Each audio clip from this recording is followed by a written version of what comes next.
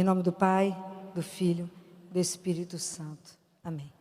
Vinde, Espírito Santo, vinde por meio da poderosa intercessão do Imaculado Coração de Maria, vossa amadíssima esposa.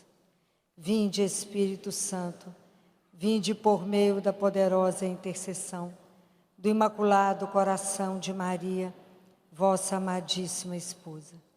Vinde, Espírito Santo, vinde por meio da poderosa intercessão do Imaculado Coração de Maria, vossa amadíssima esposa. Amém. Ave Maria, cheia de graça, o Senhor é convosco. Bendita sois vós entre as mulheres, bendito é o fruto do vosso ventre, Jesus. Santa Maria, Mãe de Deus, rogai por nós, pecadores, agora e na hora da nossa morte. Amém. Obrigada. Quando eu conversei com o Dom Bruno sobre o assunto que eles gostariam que a gente conversasse um pouco, ele falou comigo: minha filha, medita essa palavra, João 15:15. Já não vos chamo servos, vos chamo amigos. Se a gente pensar na definição de amigo, amigo é aquele que eu vou permitir que me olhe na minha vulnerabilidade, na minha miséria, na minha fraqueza, e entrego tudo isso nas mãos dele. Em quem que enquadra essa definição de amigo? Somente em Jesus. Com quem que eu posso me rasgar inteiro, mostrar a minha miséria, mostrar o meu nada, que não vai abusar disso, que não seja Jesus. Mas nós jamais poderíamos convidar o Filho de Deus para ser nosso amigo. Isso é uma ousadia imensa. Mas quem se coloca primeiro como meu amigo é Ele. Ele que nos chama para uma relação mais próxima. Porque amigo implica em estar perto, implica em caminhar junto, implica em permanecer. Isso amizade implica. E a Bíblia toda é feita de histórias de grandes amigos. Nós podemos lembrar algumas de Deus, né? E uma das histórias que mais me emociona, né, entre tantas ali, mas é de Abrão, antes de se tornar Abraão. Quando vocês olharem Gênesis, capítulo 15, versículo 1, Deus fala com ele: Abrão, não tenhais medo. Olha a segunda parte. Eu serei o teu escudo. Pode imaginar o que é isso? Você ouvir Deus falando com você: não tenhais medo, eu serei o teu escudo. Isso é simplesmente extraordinário. Mas a amizade, ela não se faz de um encontro de vez em quando.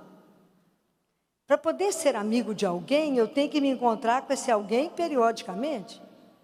Eu não posso ver Deus só na missa de domingo. Que amizade eu construo vendo Ele uma vez por semana? Não construo. É muito pouco. A amizade, ela se constrói na intimidade. Eu não vou ser amigo de alguém que eu ponho na sala somente. O amigo é aquele que vai na minha cozinha. Assim dizia Teresa de Ávila. Santa Teresa falava que Jesus andava no meio das panelas dela, das caçarolas. Porque é aquele que é íntimo, é aquele que vê seu pano de prato rasgado, que vê o pano sujo. A sala implica só naquilo que é o melhor. E vai chegar uma visita, eu escondo tudo que está atrapalhado e mostro só o que está belo. O amigo íntimo não, ele entra no meio da bagunça e ajuda a organizar. Assim tem que ser a nossa relação com Deus. Como é que Abraão construiu essa história com Deus? Numa relação de confiança. Confiança é sinônimo de fé. Confiança é uma relação, um sinônimo de fé. Eu preciso me entregar a Ele. Mas como que eu vou fazer para poder estabelecer essa relação de intimidade, de amizade com Ele? Como é que eu posso falar que Jesus é o meu amigo? Que, aliás, isso é uma emoção. Falar, eu vou conversar com o meu amigo. Como é que eu vou, além de entender que Ele é o meu Senhor, é Deus, é o meu Salvador, é o Filho do Altíssimo, e Ele me permite conviver com o Pai através dEle. Como é que eu construo essa relação? Para poder construir, quando eu chamo Deus vivo, eu tenho que estar vivo diante de Deus. Então é tão interessante. Como é que você sabe que duas pessoas são amigas? Pelas formas que elas conversam, ok? É uma delas. Pela intimidade que elas têm de se olhar. Pelas risadas que elas dão por nada. Mas tem uma outra forma de saber que duas pessoas são amigas. É quando elas dão conta de ficarem juntas em silêncio. Já tentou ficar em silêncio diante de um estranho? Você fica louco para a pessoa ir embora, que você não tem assunto. Você começa a falar do tempo, de qualquer coisa, você não sabe o que você fala. Mas o amigo verdadeiro, você consegue permanecer em silêncio. Somente um do lado do outro. E sobre isso Jesus falou o quê? Nas vossas orações não multipliqueis as palavras, porque os pais sabem tudo que vocês precisam antes que vós lhe peçais. Então não precisa ter tagarelice nas nossas orações. É preciso apenas estar. Apenas preciso chegar. Mas é tão lindo isso, porque isso é um convite, é uma proposta. Amizade com Deus é um caminho espiritual. Porque eu preciso de amadurecimento. Eu preciso de um querer. Eu preciso de me colocar com disposição de. Eu quero fazer dele o meu amigo. Então vamos aprender uma historinha. Grande maioria de vocês deve ter lido O Pequeno Príncipe. E a história da raposa com o Pequeno Príncipe. Lembra disso? A raposa, o Pequeno Príncipe está diante da raposa e fala com ela, brinca comigo? Ela fala, não brinco. Ele fala, mas por que você não quer brincar comigo? Eu estou sozinho. Ela falou, eu não brinco com você. Ele fala, mas por que você não brinca? Vocês lembram dessa história? Ela fala, porque você não me cativou. Ele fala, mas o que é cativar? Cativar é assim, você tem que ser o único menino entre todos os homens do mundo, e eu serei a única raposa para você entre todas do mundo. Ele falou, mas como é que eu faço isso? Aí a raposa responde, você tem que vir todos os dias. No mesmo horário. Mas no mesmo horário? É, no mesmo horário. Porque se você vier às 4, às 3, eu começarei a ser feliz. Mas quando você chegar, você não senta perto de mim não, que você não me conhece. Então você assenta distante e me olha de lado. Aí cada dia que você vier, você dá um passinho a mais. Um passinho a mais, até que a gente possa ficar um de frente do outro. Até quando você tiver roubado o meu coração e eu o seu. E a raposa pega o Pequeno Príncipe e olha, manda ele ver os campos de milho e fala, está vendo o milho? Milharal, ele não me interessa, eu não como milho. Mas quando você me cativar, e quando o sol bater, e o vento balançar o milho, balançar os cabelos do milho, eu me lembrarei dos seus cabelos dourados e sentirei saudades de você. Essa é a nossa história de amor com Deus. Porque tem que ter, você dá um passo e Deus faz o resto. Então eu vou perguntar a vocês aqui. Quantos aqui fazem adoração toda semana? É muito pouca gente. Como vamos construir uma relação de intimidade, de amizade com quem eu não vejo? Para poder ser amigo de Jesus, ele tem que entrar dentro da minha vida. Amigo implica em participar da vida cotidiana. Implica que Jesus participa de tudo. Ele tem que entrar em tudo na nossa vida, senão não é o amigo.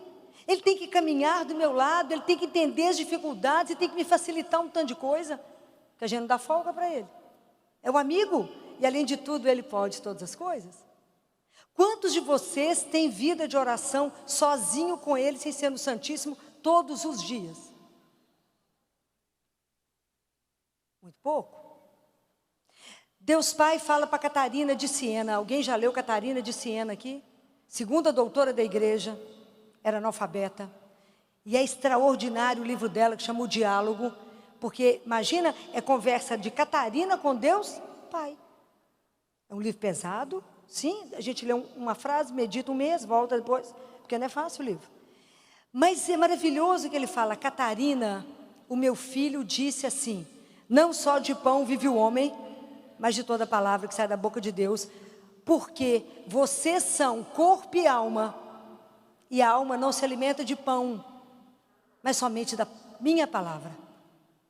Então preste atenção. Por que às vezes a gente fica desanimado, deprimido, sem força para nada? Porque a gente não alimenta a alma. E quem carrega o corpo? É a alma. E a gente levanta aflito para fazer um tanto de coisa, sendo que a primeira coisa que eu tenho que levantar, e quando eu acordo e falo: nada machucado, nenhuma dor, todo mundo que eu amo não está no hospital, à sua disposição para você servir. Compreendem? Você já tem que começar para Ele, para viver somente para Ele, porque Ele é um amigo, Ele é o Senhor, Ele é o meu Salvador. Mas para poder estreitar essa relação, entender que Ele é íntimo, que Ele é parceiro, que Ele chora junto, ri junto e nos ajuda na caminhada, eu tenho que me entregar, eu tenho que ir lá vê-lo toda semana, pelo menos no Santíssimo. Mas a missa é diária. Quantas vezes vocês comem por dia? Tem gente que come um horário só, né? O dia inteiro. Assim? Quantas vezes a gente come por dia? Várias refeições. Quantas vezes nós alimentamos a nossa alma? Nós de dormir, filó. A gente deita, faz o sinal da cruz, começa a falar um monte de coisa. Quando Deus pensa em falar, nós já dormimos. O anjo do céu da guarda fala amém, você dormiu. Então as nossas orações são um monólogo e não são um diálogo. E oração, eu vou me encontrar. É a forma que eu tenho de ser amiga dele. Eu vou conversar com ele. Eu falo e ele escuta. Eu calo e ele fala. Senão a nossa vida com Deus não gera alegria, não gera disposição, não gera... Porque, como é que o cristão tem que ser reconhecido? Como? Qual que é a marca do cristão? Qual que é a assinatura do Espírito em nós? Qual, gente? Qual é a assinatura do Espírito Santo em nós? A alegria, porque a alegria não é minha, é dele, é fruto dele. Então o cristão testemunha pela alegria, porque tudo é diferente com o cristão. Sabe com quem anda, sabe com quem conta. É completamente diferente quando você anda na presença de Deus. Esses dias eu estava falando com as pessoas: vocês já imaginaram que Nossa Senhora viveu, ela e São José, sob o olhar de Deus o dia inteiro? Jesus olhava para eles o dia inteiro. A gente não pensa nisso. Vocês já imaginaram que São José é o patrono de quem escuta a palavra de Deus? São José escutou Jesus vários anos, porque Jesus corria de um lado para o outro. Aqui quem já foi em Nazaré sabe que a casa de Nossa Senhora, o fundo é onde São José trabalhava. Jesus corria para dentro, para fora, era menino. Conversava o tempo inteiro. Ele é o patrono, não existia sacramento, porque Jesus não tinha morrido. Ele não tinha doado os sacramentos. Era ele que ouvia Jesus conversando.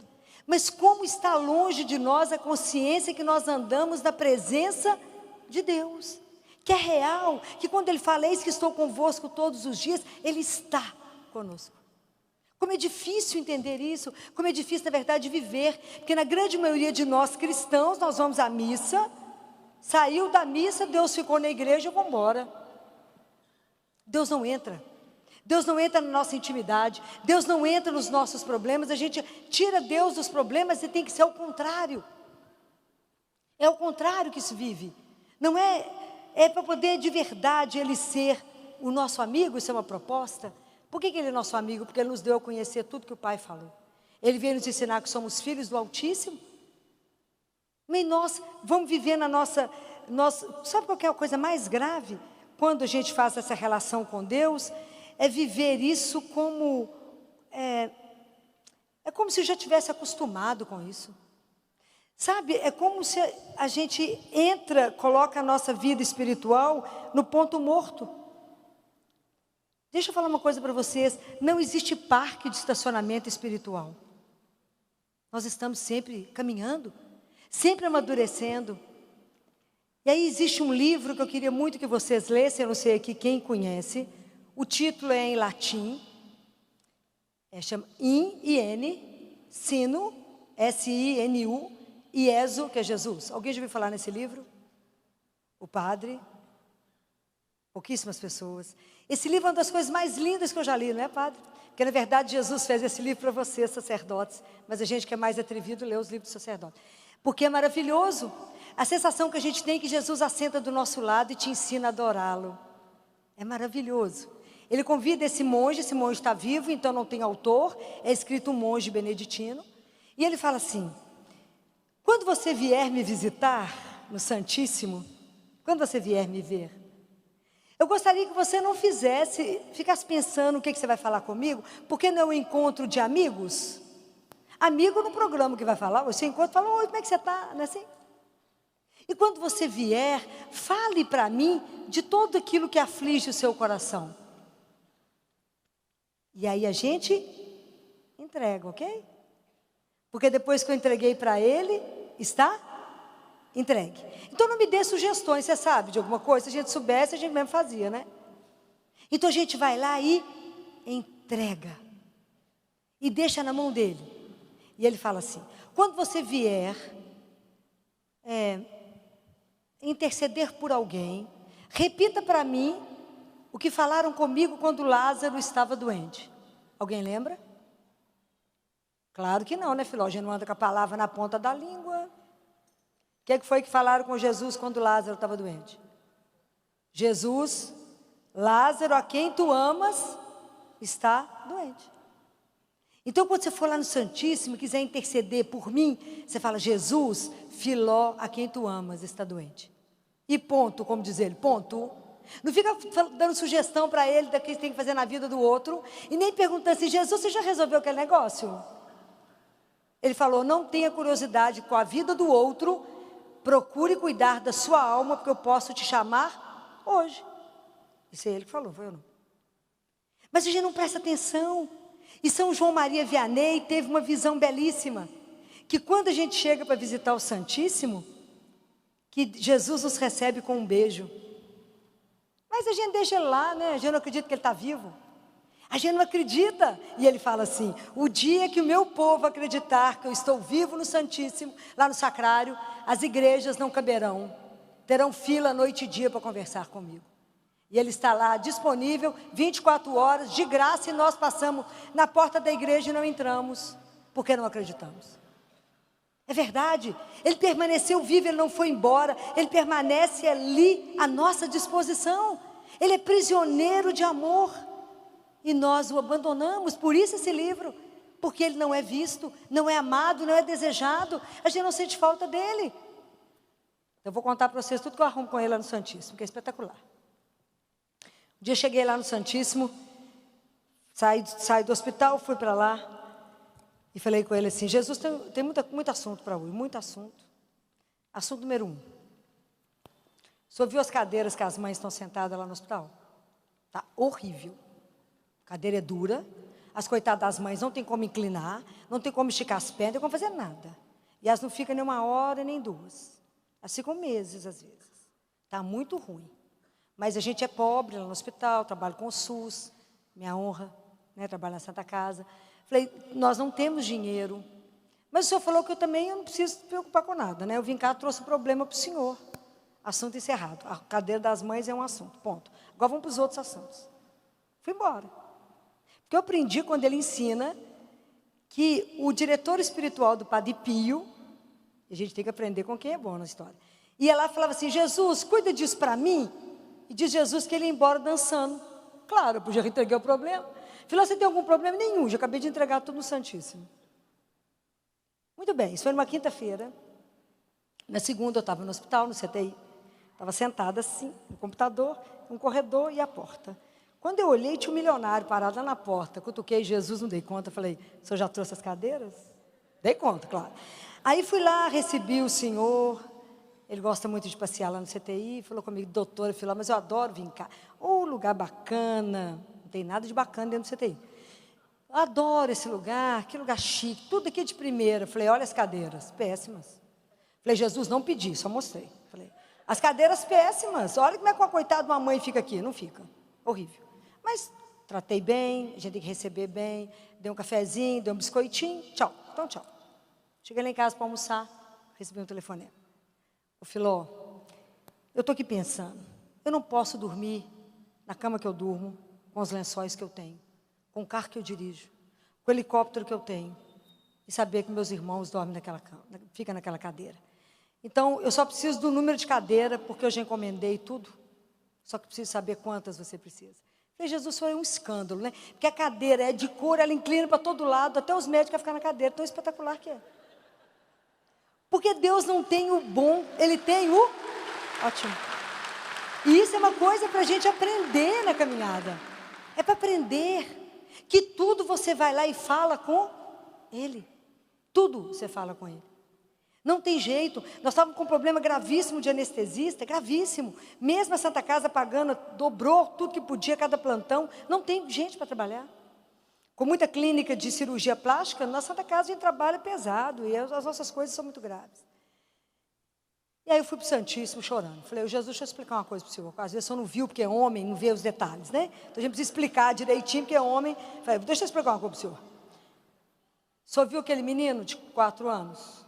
Síndrome de Down, cardiopata, estou achando muito. E pobre, muita coisa. É muito. O senhor viu quando ele abriu a boca para mim? Os dentes dele estão podres. Por que é podre, Jesus? Porque é pobre, meu filho, abandonado. Ninguém liga, não. Mas o senhor aceitou ser pobre, né? O senhor veio pobre, né, menino? Então o senhor tem que me ajudar. O senhor viu que eu preciso arrumar os dentes dele para ele operar o coração, senão ele não opera. Porque senão a bactéria vai para o coraçãozinho dele e faz um quadro que chama endocardite. O senhor escutou que não tem anestesista? Então eu vim chorar. Porque o senhor falou que tudo vem falar com o senhor. Eu vim cá falar que quem pode resolver esse negócio desse menino? Só o senhor, mais ninguém. E ele está internado esperando um anestesista, porque o dentista tem que levar ele ao bloco para tratar tudo uma vez. A pobreza, Jesus, é grande demais. Bem, o assunto não é mais comigo, já passei o caso, é do senhor. Foi embora. Não deu 2 horas, eu recebi um telefonema lá do hospital. Ô Filó, nós estamos te ligando para você ficar tranquilo que o menino já está no bloco. Falei, Jesus, meu Senhor, é um escândalo, fala a verdade. Tem hora que a gente realmente precisa ir mais. Precisa aprender a confiar, precisa entender que ele não é cego, ele não é surdo, e se a gente não atrapalhar, ele faz. Mas às vezes a gente tem que só ir no Santíssimo? Não. Tem não, porque ele anda conosco. Nós que não percebemos, mas ele anda. Ele participa de cada coisa. Então, uns anos atrás, eu estava lá no hospital, e chegou para nós de madrugada um bebê. E de manhã cedo chegou grave do interior, e ele chegou e estava muito cianótico, né, bebê muito roxinho. Quando ele chegou, de manhã cedinho, a médica da cardiologia passou lá, do eco, fez o eco, falou, Filó, ele nasceu com as artérias trocadas. Chama transposição dos grandes vasos. Tem que operar hoje, não morre. O médico que o opera, que era o Dr. Baiar Gontijo, todo mundo já ouviu falar nele, brilhante cirurgião, estava no outro hospital, não estaria na Santa Casa. Eu liguei para ele e falei, doutor Baiar, eu estou com um bebê de transposição, precisa ser operado hoje. Minha filha, eu não estou indo não, hoje não tem jeito não. Você tem que trazer aqui para mim. Claro, agora. Só que tem um detalhe, preciso da mãe do menino para autorizar a cirurgia. O pessoal falou, você não vai conseguir, ué? Povo pobre, não tem celular, bem pobre, era uns anos atrás. Celular não era tão fácil. Você não vai conseguir falar com essa mãe, que vai chegar só na hora da visita, que já são 10 horas. Como é que vai fazer para autorizar? Falei, não, gente, a parte é simples, a gente trabalha sempre de meia. Nós fazemos a nossa parte. Vamos fazer o relatório, preparar o menino para transporte, porque transportar um menino de 3 quilos parece que é simples, mas não é. E Jesus fica com a parte mais difícil, porque o único que sabe onde é que está o menino a mãe do menino é ele.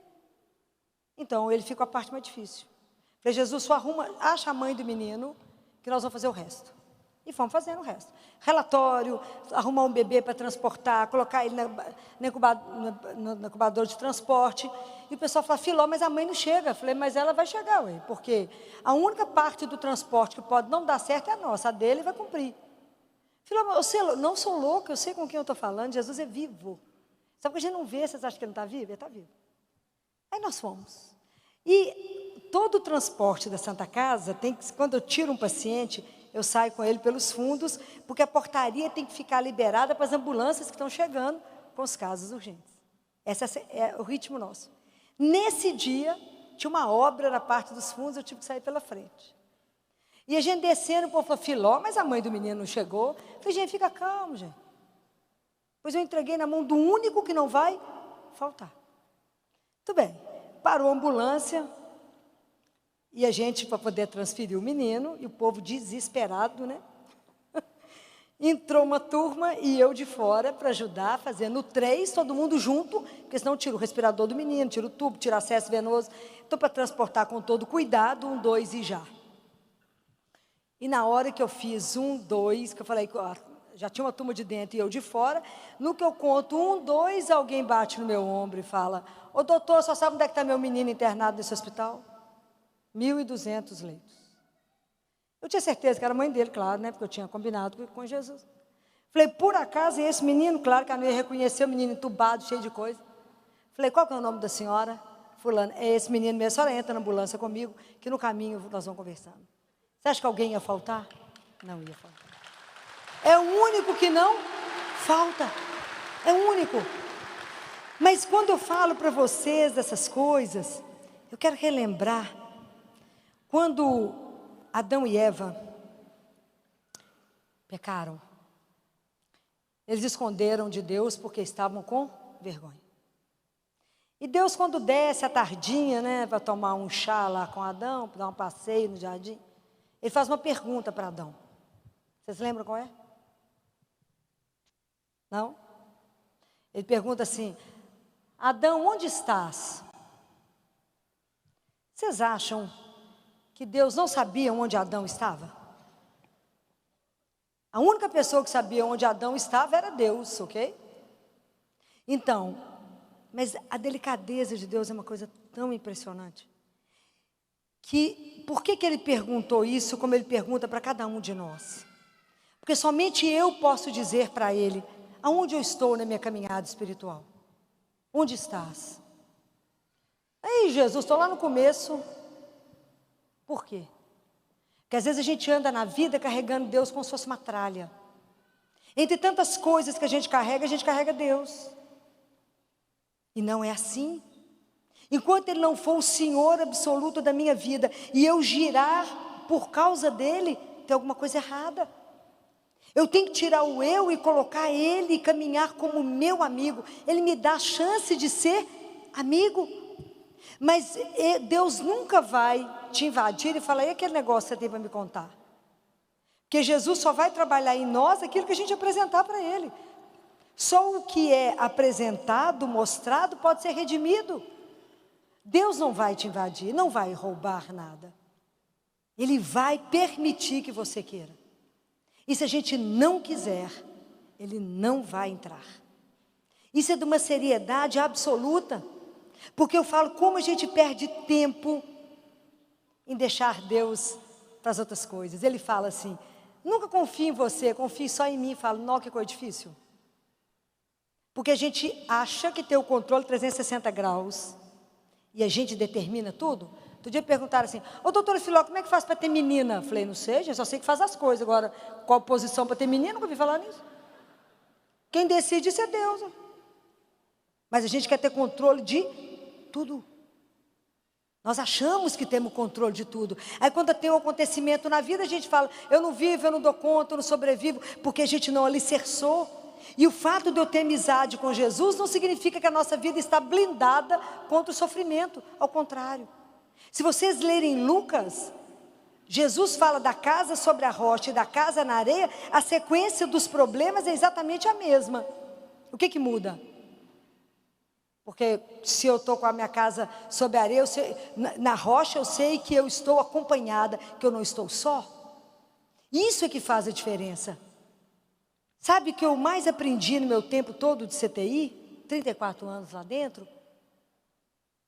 É que a gente não é dono de nada. Absolutamente nada. E que é muito difícil, né? A gente entregar os filhos. Mas a gente não tem controle de nada, a gente não sabe o próximo segundo. Não sabemos. Mas a gente levanta achando que sabe tudo que vai acontecer. Aí a vida tem um imprevisto e diz assim Santo Agostinho: quer conhecer o caráter de alguém? Dê o sofrimento. Porque é nessa hora que você vê o povo gritar e falar: por que comigo, Senhor? Eu sou dizimista. Eu sou lá do grupo da pastoral da família e o Senhor faz isso comigo. A nossa fé é rasa que faz dó. Sabemos de nada. E é impressionante como é que você vê isso. E como é que é impressionante quando você vê uma mãe e uma família que crê. É completamente diferente o comportamento. E como que nós somos lentos, né? Aquilo que Jesus fala. Como sois lentos, né? Eu quero vocês de amigo e vocês ainda pensam se querem ou não caminhar comigo. É a melhor amizade que você pode ter. É algo que mais me emociona na vida, é saber que temos um amigo. Aí no meio disso tudo, né, de ser amigo, falei com vocês que a saúde é um bem-estar físico, mental, emocional e espiritual. Hoje eu digo para vocês que hoje as famílias estão muito doentes. Muito doentes. Hoje a pediatria mudou completamente e hoje virou quase que só um tratamento de doença comportamental. Hoje as doenças infecciosas estão acabando e as crianças estão muito doentes do ponto de vista emocional. E é tão interessante porque a gente dá sempre... E de uma vez um casal estava grávido e perguntou para mim assim: doutora Filó, a senhora acha que já está na hora de comprar o celular para a criança? Falei: a gente põe intraútero, né, para ela poder assistir. Mas eu não vi, nunca vi um pai correr para dar um terço e uma Bíblia para um filho. Eu nunca vi. E aí eu penso que a gente como família, e tendo Deus como amigo, o modelo que a gente deveria seguir na nossa vida é a família de Nazaré. Mas a família de Nazaré é muito difícil da gente imitar. O silêncio, o trabalho que foi, ali Jesus consagrou o trabalho. Ouvir, estar sempre o dia inteiro na presença de Deus. Mas nós podemos ter a ousadia de querer ser a casa de Betânia. Porque Betânia era a casa dos amigos de Jesus. E a nossa casa pode ser a casa que é amiga de Jesus. Isso é possível? Claro que é. Isso faz parte da tradição da igreja antiga. E é lindo, essa tradição surgiu exatamente por causa de Lázaro mesmo. Então, vocês imaginam, a família de Lázaro era uma família abastada. Um dia chega alguém lá e fala assim: aqui vocês podiam receber um homem que fala muito, mais ou menos um profeta. Vocês podem receber ele para um almoço?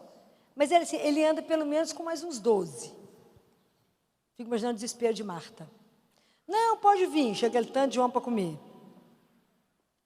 Aí o primeiro almoço, sentou todo mundo naquela formalidade, porque ninguém se conhecia. Almoçaram, e na hora de ir embora, eles falaram assim: então tá, depois você volta. Igual quando a gente não tem muita intimidade. Então tá, depois você volta. Jesus voltou, porque ele é terrível, ele voltou. Voltou Jesus. Aí quando Jesus voltou para o segundo almoço, já foi melhor. Já foi mais caloroso, riram mais, né? Porque Jesus era bom de prosa, né? Gostava de comer bem, conversar, deve ter rido bastante. Na hora de ir embora, Marta e Lázaro já falaram com ele assim: aqui, mas você volta mesmo? Você volta aqui?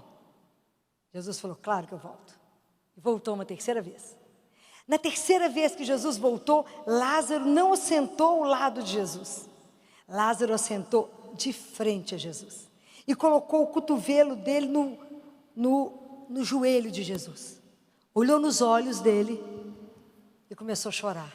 E falou: aqui em casa não era assim. Aqui em casa era eu, Marta e Maria. Mas Maria foi embora, Senhor. Essa história me emociona profundamente. E Jesus olha para ele e fala assim: não chora, Lázaro. Eu irei trazer Maria de volta. Naquele último jantar, quando Jesus vai despedir deles, sem que eles saibam, Maria não quebra aquele vaso de perfume e perfuma Jesus lá na casa? Jesus volta, põe Maria de volta. Então por que a nossa casa pode ser a casa de Betânia? Porque na nossa família sempre tem um Lázaro que está precisando ser ressuscitado, e sempre tem uma Maria que foi embora. É preciso chamar Jesus para ser amigo da família. É preciso colocar Jesus lá dentro para que a gente dê conta desse desafio que é ser família cristã.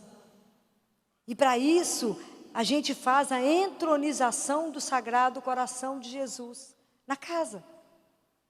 Isso existe, os padres sabem disso. A gente compra a imagem, a gente aproveita, compra o Sagrado Coração de Jesus e de Maria.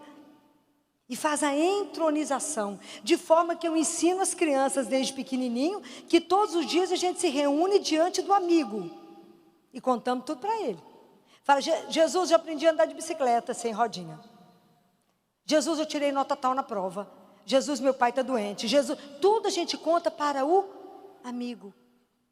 Isso é possível viver a família de Betânia. Nós podemos replicar isto.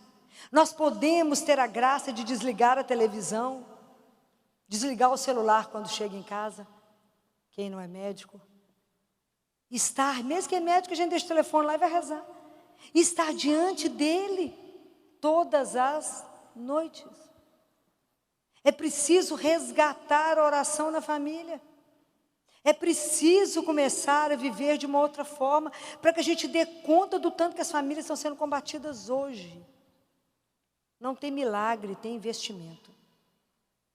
Não tem jeito de eu formar um menino com valores, se eu não ensino a ele de pequenininho que ele reza. O menino tem que ver o pai e a mãe de joelho quando acontece alguma coisa. E não a mãe desesperada ligando para um tanto de gente. É a mãe de joelho, o pai de joelho. A gente em oração sem desesperar, né? Porque quem tem Deus espera, né? A gente não desespera, mas a gente espera. Catarina de Siena pergunta para Deus Pai assim: como é que eu sei que eu estou fazendo a sua vontade? E é bonitinho demais, porque Deus Pai, Ele conta tudo com tanta simplicidade, a ver se a gente entende. Ele fala: quando você estiver sabendo esperar, é a paciência. A paciência relata que você está fazendo a minha vontade, porque você espera pacientemente eu fazer. Porque, na verdade, Deus só tem sim para nós, né? Ele tem 3 tipos de sim. Vocês conhecem isso? Vocês conhecem? Não? O primeiro sim é o que a gente sonha, né? Fala assim, me dá uma água. E fala aqui, ó, água. Fala, obrigado. É isso que a gente quer o dia inteiro dele. A segunda coisa, quando você fala com ele assim, só me dá aí, você fala, claro que eu te dou. Depois. Igual você fala com o menino, mãe, deixa eu comer essa cocada. Você fala, claro, depois do almoço. Assim Deus faz conosco. E o menino fica feliz? Claro que não, quer matar a mãe, porque quer comer naquela hora, mas é depois do almoço. E tem um outro sim. Quando você fala com ele, o senhor me dá esse Fusca? Ele fala, claro, mas não te dou o Fusca, vou te dar uma BMW, um Jaguar, uma Ferrari. Guardem isso, Deus não reserva para nós o bom, Deus reserva o ótimo. Ele dá o que Ele tem de melhor. Por quê? Por que eu posso garantir isso para vocês? Por que eu posso garantir isso para vocês? Por que eu posso assinar isso embaixo? E a gente tem coragem quando alguma coisa acontece, quando eu queria muito e Ele não dá. Eu posso dizer, Ele não deu porque Ele me protegeu. Ele me guardou. Por que eu posso falar isso? Aonde eu posso afirmar isso para vocês? Qual de quê? Não aprenderam ainda? Vocês têm que dizer, porque Ele me ama. Gente, essa verdade tem que estar gravada no coração de vocês. Isso é uma coisa que vocês não podem ter um minuto de dúvida. Essa é a dívida que a igreja tem com cada pessoa que existe no planeta. Todo mundo tem que saber que é um filho amado. O que você vai fazer com isso é um problema pessoal. Porque a nossa resposta ao amor de Deus é absolutamente individual. Você pode querer ou não caminhar com Ele. A resposta é sua, absolutamente sua. Mas você nunca poderá dizer, nunca fiquei sabendo que eu sou amada? Mas é por causa do amor que eu te garanto, Deus só tem o melhor. Ele não tem o mais ou menos. Isso é uma garantia. Deus fala assim para uma mística. Eu amo ler os místicos, né? E essa mística da Segunda Guerra Mundial, chama Gabriele. Vocês já leram esse livro? Chama Ele e Eu. E Jesus fala com ela assim, Gabriele, quando você perceber uma mesa bem posta, uma comida bem feita, um prato arrumado. Leia isso. Como, Senhor? Porque eu te amo. E eu preparei essas coisas para você? Então, não sei se vocês já tiveram essa experiência, mas eu amo mexerica. Cada vez que eu chupo mexerica, eu falo, ele fez essa mexerica porque ele sabia que eu ia amá-la. Compreendem? Vocês têm que começar a entender que são filhos únicos e amados, para que a gente tenha condição de ter uma caminhada de amigo. Amigo é mais fácil, porque amigo eu não preciso possuir, tem limite. Amigo não vai embora, eu sei que ele está ali me esperando, eu posso ir no Santíssimo quantas vezes eu quiser. Ele não vai, ele me espera, ele me respeita. É uma caminhada diferente, é maravilhoso poder contar com o único que é seu amigo. Aquele que você pode se rasgar, aquele que você pode ficar nua diante dele, que ele já absolutamente te conhece. Não é fácil, mas é um caminho maravilhoso. Maravilhoso. Ter Deus como nosso amigo tira qualquer medo da sua vida. Mesmo que você passe o que você tiver que passar, você passa porque Ele passa junto. O que está escrito em Isaías? Se você tiver que atravessar o fogo, você não queima porque eu estou junto. Se você tiver que atravessar a água, você não afunda porque eu estarei convosco. Mas como nos falta coragem para de verdade acreditar, de verdade mergulhar nessa vida de fé e viver uma fé que irradia, uma fé que contagia, porque a sua fé tem que contagiar. As pessoas têm que te ver e falar, menina, mas que alegria é essa? Você tem algum problema? Nenhum, eu já contei tudo para quem deve. E aí, então, eu não sei que dia que vai resolver não, mas eu já entreguei, né? Está entregue. Entreguei, está entregue. Nem toco mais no assunto, porque Ele vai resolver na hora certa. Mas isso não tem mágica. A fé, ela tem que ser cultivada. A amizade também tem que ser cultivada. A minha confiança em Deus, ela tem que ser um crescente. Porque tem momentos que é facílimo confiar em Deus. A estrada é retinha. Às vezes, quando começa as descidas, quando começa as subidas, quando começa a ficar muito esburacado, eu falo, Deus me abandonou? Deus não liga para mim? Deus não escutou isso que eu falei com Ele? Mas Deus escuta e Deus vê. E Ele vê tudo. Não há nada que passe despercebido. Deus sabe do detalhe do seu coração. E Deus é o único que tem tempo para nós. Ele espera até a formiga andar. É o único que tem tempo. Qualquer pessoa que você conversar, fala, se eu tiver tempo. Deus não. Deus tem tempo. Ele te espera. E eu digo que mais desejo de ser íntima dEle, Ele tem de que você seja. Deus nos deseja muito mais do que nós o desejamos. Nós temos que entender que cristianismo é a religião do desejo. Deus nos deseja. Ele quer a nossa amizade. A alegria de Deus é caminhar com os filhos do homem. Está escrito na palavra. Essa é a grande alegria de Deus. É estar no meio de nós. É participar da nossa vida, da nossa correria, do nosso nada, da nossa rotina. Mas dentro dessa rotina, santificá-la. Então eu digo, quem é você, Filó? Eu sou filha de Deus. A minha profissão é o meu caminho de santificação. Então, bem-aventurado aquele que ama a Deus. E ama o inimigo, e ama o amigo por causa dele. E ama o inimigo, ama o amigo nele e ama o inimigo por causa dele. O cristão tem inimigo? Tem ou não? Tem. O que é o inimigo na sua vida? Aquela pessoa que você não tolera, que não desce no você. O que é essa pessoa para você? Regra de São Bento. Amo São Bento de passagem. Vocês sabem que São Bento foi ao céu, ainda vivo, vocês sabem disso? Ele foi elevado ao céu. Aí Deus mais uma vez levou um homem, né, gente? Por isso que a gente não tem os detalhes, né? Se tivesse levado uma mulher, a gente sabia tudo, né? Mas levou um homem. São Bento foi, diz a turma que São Bento voltou voado. Claro que voltou voado, depois que foi no céu, você imagina. Ele estava contemplando assim o céu e Deus levou ele. Depois devolveu. Olha que espetáculo, é umas coisas de louco. O que São Bento fala sobre isso? Vocês já leram isso? A regra com o inimigo?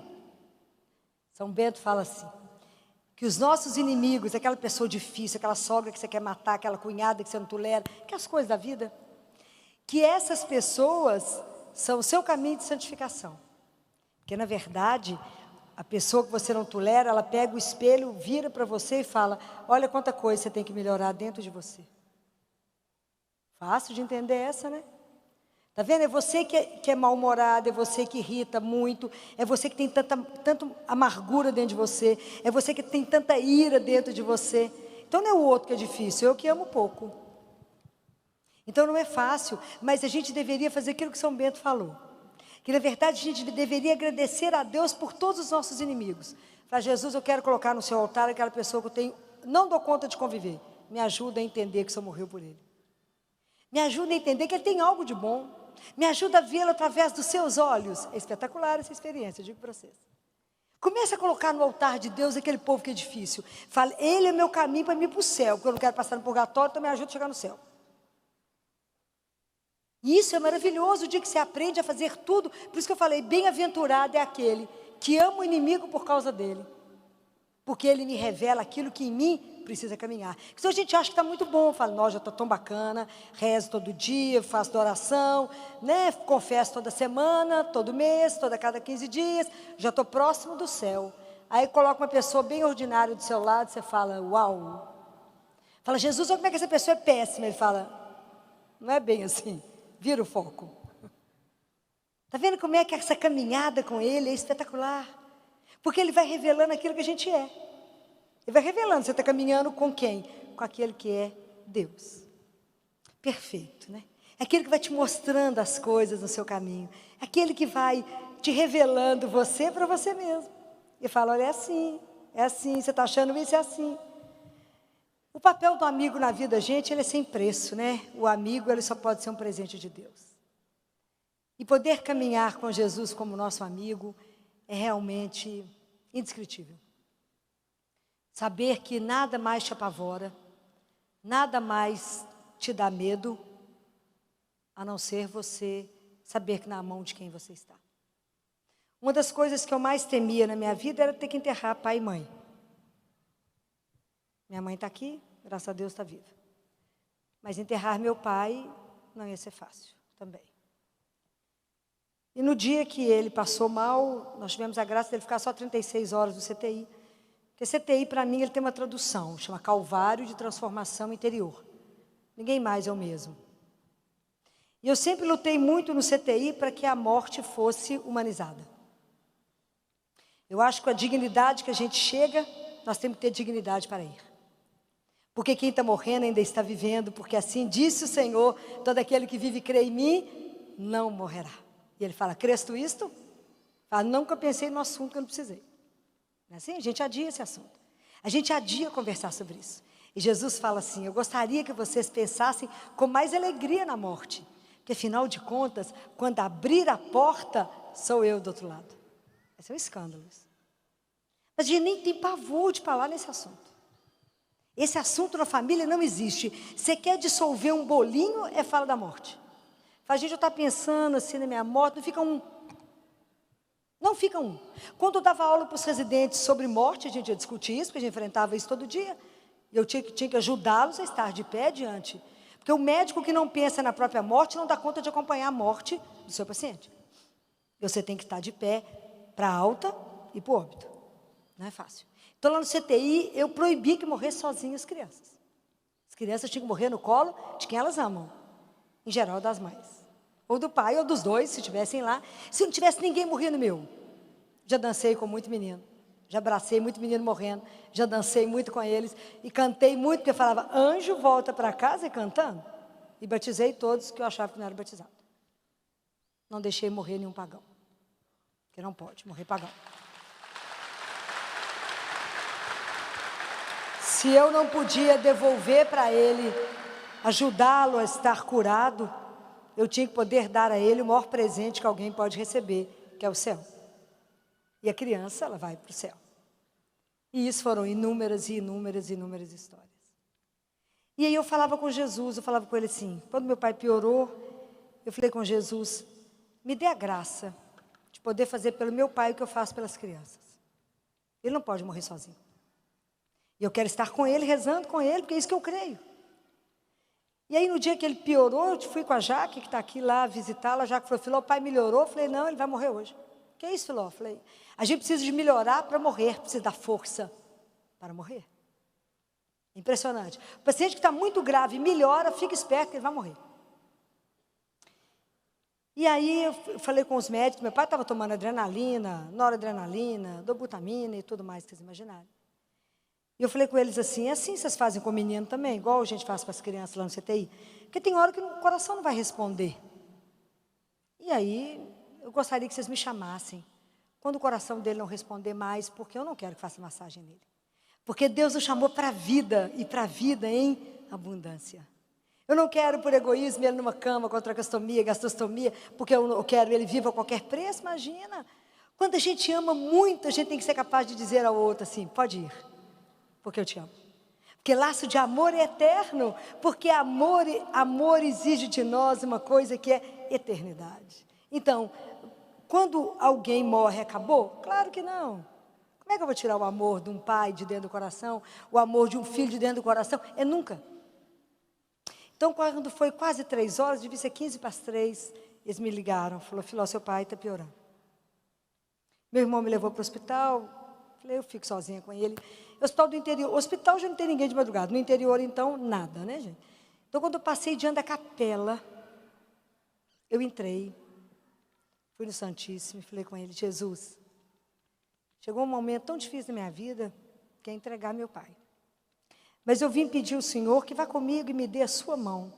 Porque se o Senhor me der a mão, eu não terei medo. Vamos junto.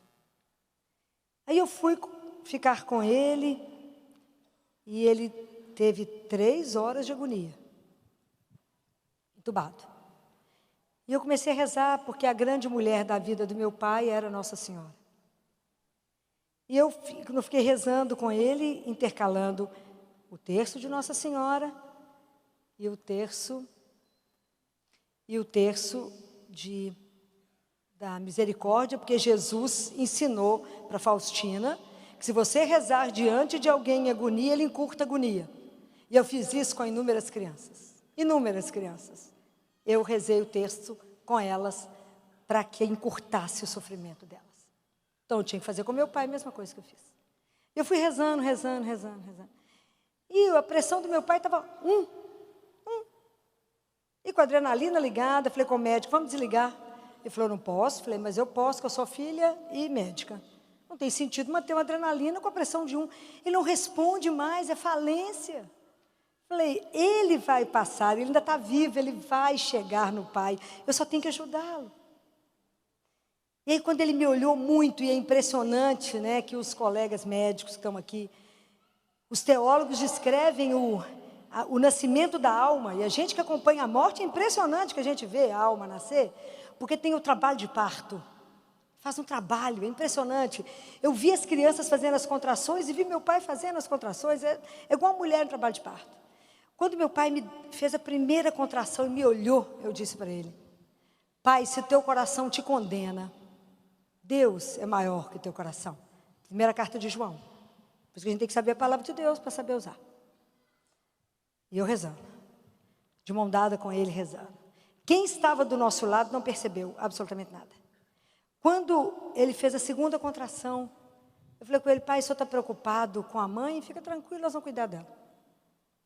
E o Senhor fica em paz, porque o Senhor fez tudo, cumpriu sua missão. E eu sempre falei com ele que eu não iria fazer homenagem póstuma, mas tudo que eu precisei falar com ele, eu falei com ele enquanto ele me escutava.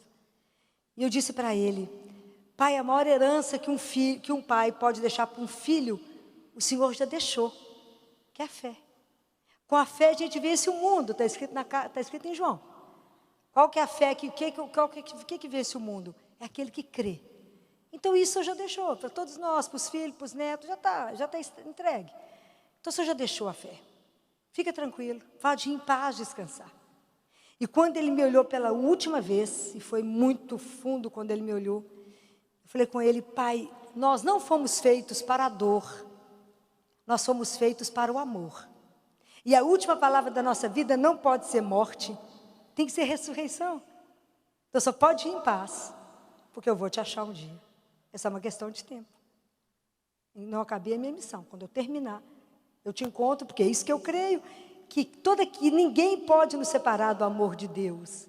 Nós estamos escritos na mão dele. Se a gente vive para ele. Se a gente morre para ele. Então é sempre ele.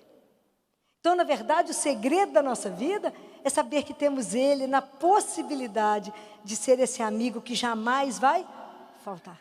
É o único que nunca vai te abandonar, nunca vai te desapontar, nunca. Isso eu digo para todos, é a única pessoa por quem eu assino papel em branco, que ele jamais vai te deixar. Eu falo, quando a gente está sozinho, doente, quem fica? Deus. Quando você não tem dinheiro para distribuir, quando você não tem poder, quando você é nada, porque a doença tira tudo de nós, até a dignidade, Deus permanece. É o único. Então lá no CT eu falava, aqui os meninos morrem, mas tem que morrer tudo enfeitado. Cama arrumada, esticada, menino limpo, sem dor e as meninas enfeitadas. Porque nós vamos voltar para casa. Mas é essa fé que te ajuda a manter, essa certeza desse amigo que está ali. E eu falava com os meninos, quantas crianças seguraram esse dedo? Quantos pedacinhos de uma mãozinha segurou uma falange? E ele segurava minha mão, segurava, até o momento que eu falava, vai entregar. Entregava, falava, vai. E fala com Jesus, dá um recado para ele, que está demorando um cadinho, para ele poder vir embora mais depressa, que nós estamos precisando dele. Para todos eu dava um recado, para dar um recado para Jesus, que você vai encontrar com ele agora. Essa certeza de que é possível, que a vida não vai encerrar ali, mas nós temos que ser feito para muito mais. E essa é a certeza que nós temos que nos conduzir, é essa alegria que tem que nos fazer levantar e caminhar. Quando meu pai morreu, eu falei com a minha mãe, a gente anda e chora, mas anda. Não pode parar. Anda e chora, mas anda, na certeza de que tem muito mais. Tem uma coisa linda para poder encerrar aqui com vocês, porque depois nós temos mais um assunto, porque a turma já avisou ali. Existe uma mística, chama Josefa, alguém já ouviu falar nela? Os padres já ouviram falar? Josefa? Jesus chama, no livro Ensine-es, ele fala, minha pequena Josefa, lembra disso? Tem um rodapé que ele chama ela, minha pequena Josefa. Josefa era uma freira, que fazia, ela era muito humilde, e o trabalho dela lá no mosteiro era o mais simples, ela lavava as roupas, passava as roupas, o livro é desse tamanho, chama Apelo ao Amor, a gente não acha mais para comprar, foi um presente das freiras para mim. E um dia, Jesus escolheu José para conversar com ele. Olha que coisa encantadora. Parecia para a coitada José. Eu ia morrer cada vez que ele aparecesse, né? Vocês imaginam isso? E um dia Josefa estava no terceiro andar do mosteiro, fechando as janelas. Aí Jesus, ela olhou num corredor comprido, e ela viu aquela luz imensa e Jesus andando com muita firmeza. Ela parou, eu também ia parar, só que eu ia cair morta, ela continuou firme. Josefa ficou em pé. Jesus chegou e falou assim com ela, Josefa, de onde você vem? A mesma resposta que eu ia dar, né? José falou, eu estava fechando as janelas, Senhor. Jesus falou com ela assim, e para onde você vai, Josefa? Ela falou, eu vou acabar de fechar a janela. Jesus falou, resposta errada. Ela falou, ô Senhor, então o que eu tenho que responder? Olha como é que ela era humilde. Então o que eu tenho que falar? Josefa, você tem que dizer assim, presta atenção nessa frase que é encantadora. Ele falou com ela, Josefa, você tem que responder assim, eu vim do amor e eu volto para o amor. Isso é impagável. Entender essa frase, isso não tem preço. Esse corredor lá no mosteiro passou a ser chamado corredor do encontro. Eu vim do amor e eu volto para o amor. Isso é algo maravilhoso na nossa vida para entender que quem nos fez, nos ama. O único nome de Deus é amor. Ele é amor, então nada fora disso pertence a Ele. Ele é amor, por isso que Deus não nos pune dessa forma que a gente pensa. Só cabe nele amor. E nós vamos voltar para os braços do amor. Então agora não vou saber quem, porque é muita coisa que eu leio, às vezes misturo, não quero falar errado. Que a gente está nos braços de Deus como uma criança. E quando a gente morre, Ele só nos muda de braço. Então o que eu desejo para vocês, para a gente encerrar esse momento, eu tenho que fazer um outro com vocês, né? É que a gente viva descansado na filiação divina. Viva abandonado, sabendo que você tem um pai. A sensação que eu tenho quando eu tenho um pai é a mesma sensação de quando você cai na piscina assim de costas, assim, sabendo que tem água ali esperando. sabendo que Ele te acolhe. E eu não sei se vocês já sentiram saudade de Deus Pai. Eu tenho dia que eu tenho tanta saudade dele que eu choro de saudade do Pai. Tem hora que eu vou rezar Pai Nosso, eu paro no Pai, porque chora tanto, falo com Jesus, agora o assunto não é com o Senhor, estou com a saudade do Pai, que você não tem ideia. Mas uma saudade que dói, mas que dói. Que eu falo, estou com saudade do meu Pai, não é meu Pai da terra, é o Pai do céu. Eu fico imaginando só que Ele, com que amor Ele criou cada um de nós. Eu falo com Ele, me dê a graça de ser uma filha adotiva, que o Senhor nunca se envergonhe ou se entristeça de ter criado. Mas que o Senhor possa olhar para cada um de nós e para mim e dizer, essa é minha filha, esse é meu filho. Isso que a gente tem que andar com essa certeza. Se descanse na filiação divina. Tudo que vier para perturbar o seu coração, não permita. Fala, vou falar com meu amigo. Vai lá e conversa com ele. Meu marido fala assim, a hora mais feliz do dia de Jesus é a hora que você dorme. Porque ele descansa. Eu falo que nada, ele fica sentado na beirada da cama esperando acordar, porque ele gosta de movimento e vida morta não é o que ele interessa, porque Deus nos deu a vida para viver em plenitude e com alegria de pertencer aqui. E saber que cada dia que eu vivo falta menos um para estar com Ele. Cada dia que eu vivo mais perto dEle, cada dia que eu vivo menos um para um dia poder abraçar e falar, foi por ti que eu me gastei. A oração, ele é um grande presente de Deus na nossa vida. Como é que eu falo com Deus? Rezando. Então rezar é isso, né? Eu vou me encontrar. Ninguém pode com quem está de joelho. Ninguém pode com a pessoa que reza. Ninguém pode, é isso que eles cantaram? Vai cair, vai cair. Tudo modifica pela oração? Sim, tudo modifica pela oração. É por isso que tudo é feito para que a gente não reze. Porque se eu não rezo, eu me perturbo completamente, mas se eu rezo, eu sintonizo com Ele. Eu falo, mas Deus deseja um diálogo, aquilo que eu falei com vocês, não é um monólogo. Eu preciso aprender a estar diante dEle, aquilo que eu falei, eu tenho que estar vivo diante dEle. Então, muitas vezes, na hora que você for rezar, Filó, mas eu distraio, eu vou na hora que eu estou rezando. Chama Deus, fala com Ele, Senhor, aqui, o corpo está aqui, o Espírito está voando, busca Ele para mim, assenta Ele aqui. Essa é a verdade, que ele fala que o Espírito voou, né? Busca Ele de volta. Por isso que eu tenho que ter todos os dias o mesmo horário, porque Ele sabe, Ele me espera. Vai lá e conversa, tem que seja 5 minutos com Ele. Vai lá e fala com Ele. Fala da alegria, da tristeza, do sonho, do desejo, convida Ele para passear, para trabalhar. Convida Ele por rotina do dia. Pede opinião para tudo, fala sem parar na cabeça de Deus, conversa. Isso é uma oração. Então, a gente precisa aprender a rezar. Porque a oração, ela muda tudo que existe. Tudo que existe. Lá no CTI, eu deixo no computador como imprimir para as mães a oração do terço. Eu não podia vir na casa da mãe e não falar com vocês que a oração mais poderosa que existe depois da Santa Missa é o terço. Então, quando Jesus fala que o terço foi criado no céu para as pessoas simples, de coração simples. Porque enquanto a gente está rezando o terço, as graças são derramadas. Porque Ele tem um prazer imenso que as graças venham através das mãos de Nossa Senhora. Então eu quero dizer para vocês, mas as pessoas me falam, Filó, me dá uma oração forte para tal coisa, oração forte para tal coisa, eu falo o terço. Oração forte, o terço, oração forte, é o terço mesmo. Eu desconheço uma oração mais poderosa do que o terço. Mas mesmo que você não saiba, né? Leia se você não souber, procure aprender. Mas quando eu falo para vocês que Deus escuta as nossas orações, o padre vai me permitir um segundo. Há uns anos atrás eu estava com uma criança no CTI, síndrome de Down, gravíssima, séptica, tinha um problema de coração, ela precisava ser operada, foi operada, gravíssima.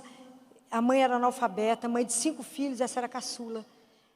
Aí eu sentei com ela, eu sempre faço a acolhida dos pais, e sou eu com 2 notícias, e expliquei para ela a gravidade da criança, falei, aqui é 2 caminhos, ou ela vai responder, ou ela vai morrer hoje, ela não dá conta mais. Ela virou para mim e falou assim, é só isso? Só. Então eu queria que a senhora escutasse o que eu vou fazer. Essa mulher ajoelhou, fez o sinal da cruz, e disse assim, Jesus, eu queria pedir ao Senhor a oportunidade de criar uma criança com síndrome de Down, porque todos os outros que o Senhor me deu são perfeitos. Em nome do Pai, do Filho e do Espírito Santo, amém. olhou para mim e falou assim: doutora Filó, a senhora escutou? Escutei. Então, Jesus acabou de curar minha menina. A senhora verá. Vão lá? Vão. Aí ela falou comigo assim: a senhora sabe que eu sou analfabeta, né? Eu não sei ler não, mas eu conheço os números todos. E a senhora vai ver, todo dia a senhora vai diminuir o número, que é tanto de remédio que está na minha filha. A menina deitada, entubada, com óxido nítrico, 500 remédios. Era muita bomba de infusão, era uma coisa alucinada. Fui lá, ela viu tudo. Ela ficou na alegria de mão dada com a menina, contando as histórias, como se eu já tivesse dado alta na menina. Muito bem. Todos os dias eu não preciso contar para vocês que a menina, a progressão dela foi melhorando. Eu chegava, ela falava, só diminuiu os remédios, só diminuiu. Eu falei, não estou precisando nem de vir dar notícia. Não preciso dizer para vocês que essa criança saiu de alta, curada. E essa mulher vai ao hospital uma vez por ano. Hoje a menina faz o tratamento contrário, que ela ficou obesa, né, claro, que era magrinha demais. E ela falava comigo assim, sabe por que eu continuo voltando todos os anos? Somente para que a senhora não desista. Então o que eu estou dizendo para vocês é, não existe uma oração. Quando você fala do seu coração para Deus, não fale com o seu lábio. Fale do seu coração para Ele. Fale com simplicidade, igual você escutou essa oração. Reze o terço e peça a intercessão de Nossa Senhora. Não existe uma mulher, foi capa do Times, né? Nossa Senhora, uns anos atrás, foi capa do Times. Qual a mulher mais poderosa do universo? É ela. Então, tudo que vocês pedirem, aprenda com os filhos de vocês. Os meninos falam, mãe, pede o pai para mim. E a gente fala com ela, mãe, pede o pai para mim.